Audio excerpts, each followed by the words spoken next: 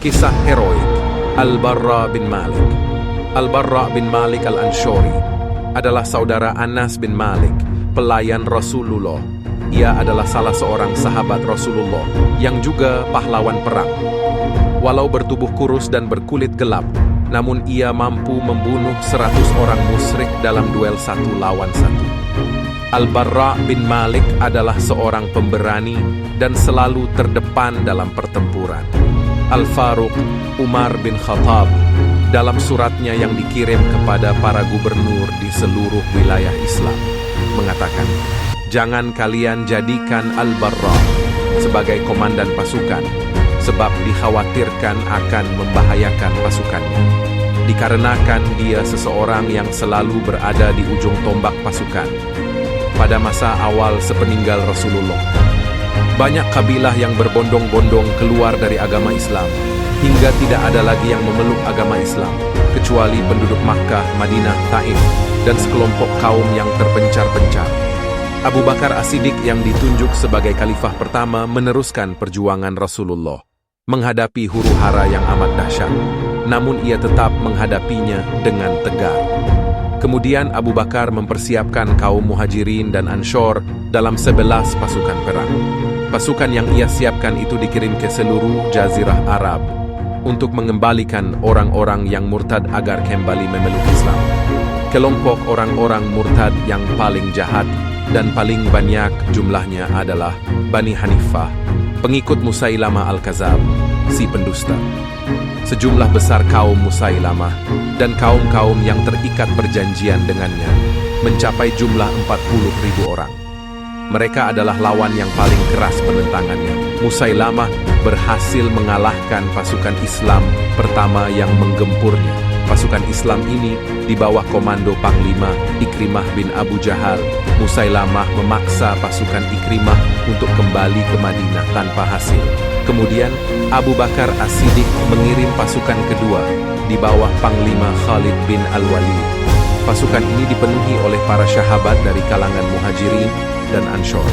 Di antara barisan pasukan terdepan ada Al-Barra bin Malik dan sahabat-sahabat besar lainnya. Dua pasukan tersebut bertemu di Yamamah, sebuah wilayah yang terletak di Najd. Tidak lama berselang, Musailamah dan pengikutnya mampu mengungguli pasukan muslimin. Pasukan muslimin terpaksa kembali ke tempat pertahanan mereka. Sampai-sampai pasukan Musailamah berhasil menyerang tenda Panglima Khalid bin Al-Walid. Bahkan, mereka berhasil merobohkannya. Dan hampir saja mereka membunuh istri Khalid bin Walid. Perang yang sengit terus berlangsung antara pasukan Islam dengan pasukan Musailamah. Sebuah perang yang kedahsyatannya belum pernah dihadapi oleh pasukan muslimin. Pasukan muslimin menampilkan kepahlawanan yang menakjubkan.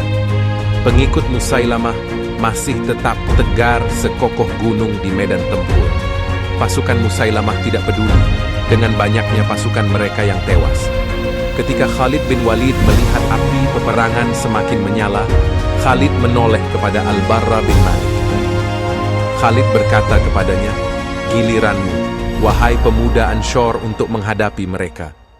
Saat itu juga, Al-Barra berteriak, memanggil kaumnya, "Wahai kaum Anshor, kalian jangan berpikir kembali ke Madinah. Tidak ada lagi Madinah. Setelah hari ini, ingatlah Allah, ingatlah surga." Setelah berkata demikian, dia maju mendesak kaum musyrikin, diikuti prajurit Anshor. Pedangnya berkelebat, menebas setiap musuh-musuh Allah yang datang mendekat.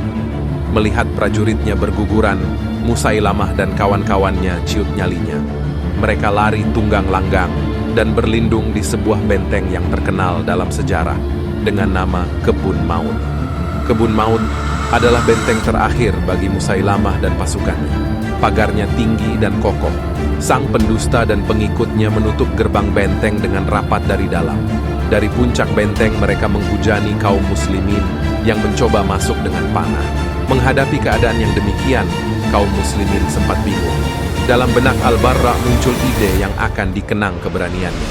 Al-Barra berteriak kepada kaumnya, "Angkat tubuhku dengan galah dan lindungi dengan tameng dari panah musuh."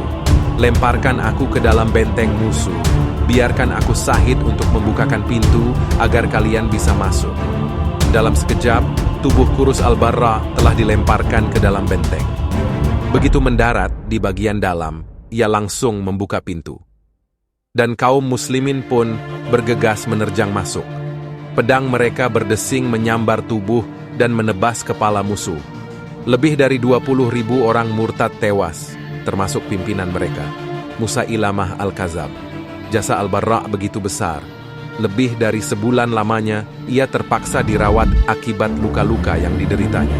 Ada 80 lebih luka di tubuh Al-Barra saat berjuang membuka gerbang. Luka itu berupa tusukan pedang, anak panah, atau tebasan pedang.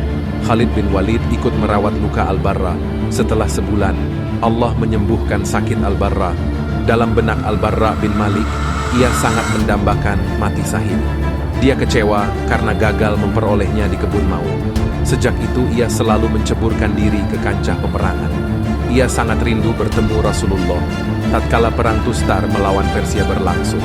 Al-Barra bin Malik tidak mau ketinggalan. Kala itu, pasukan musuh terdesak dan berlindung di sebuah benteng yang kokoh dan kuat.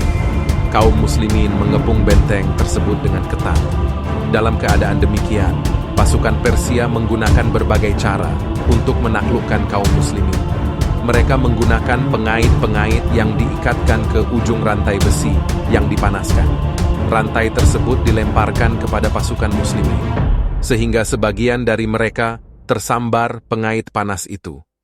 Di antara sahabat yang tersambar adalah Anas bin Malik, saudara Al-Barra bin Malik. Selama beberapa saat, Anas tidak mampu melepaskan diri dari besi panas yang mengaitnya. Melihat hal itu, Al-Barra bin Malik segera melompat ke dinding benteng dan melepaskan pengait dari tubuh saudaranya. Tangan Al-Barra bin Malik melepuh dan terbakar karena memegang pengait yang panas. Namun ia tak mempedulikan.